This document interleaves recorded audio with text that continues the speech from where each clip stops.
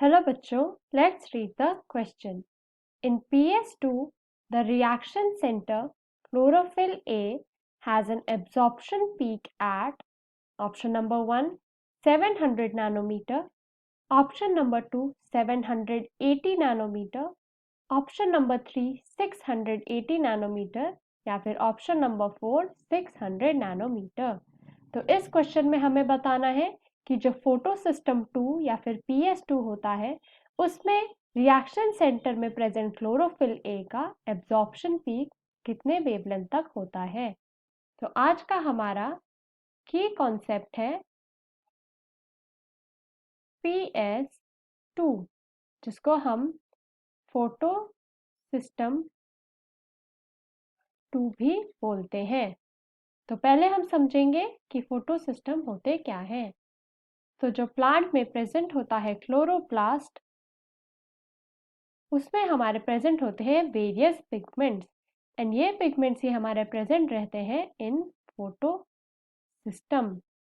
तो photo system भी हमारा डिवाइडेड होता है into two, that is PS1 and PS2। And हमारा जो फोटो सिस्टम भी होता है उसके भी मेनली दो पार्ट होते हैं।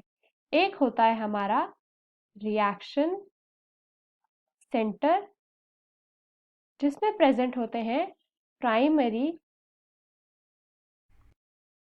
पिगमेंट जो कि होता है हमारा क्लोरोफिल ए, जिसको चीफ पिगमेंट या फिर यूनिवर्सल पिगमेंट भी बोलते हैं क्योंकि हमारा chlorophyll A all green plants में प्रेजेंट होता है।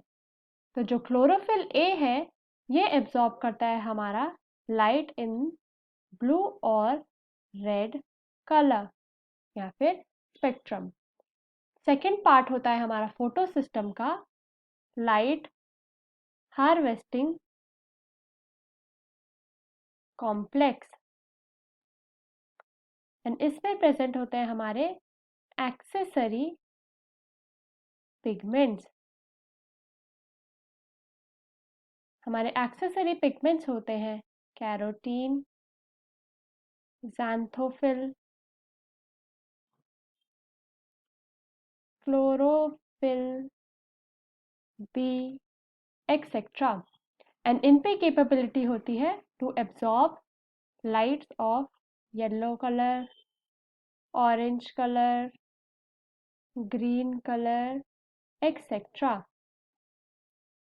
एंड ये हमारा डायरेक्टली पार्ट नहीं लेते फोटोसिंथेसिस में एंड इंस्टेड ये हमारे पिगमेंट्स एब्जॉर्ब करते हैं solar radiation in from various spectrums and इसको ट्रांसपोर्ट कर देते हैं टू क्लोरोफिल ए।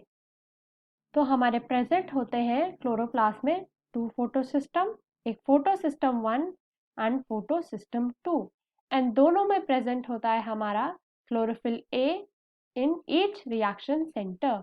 तो जो क्लोरोफिल ए प्रेजेंट होता है PS1 में उसका एब्जॉर्प्शन पीक होता है एट 700 नैनोमीटर, बट जो हमारा फोटो सिस्टम 2 में प्रेजेंट होता है क्लोरोफिल उसका एब्जॉर्प्शन पीक होता है एट 680 नैनोमीटर।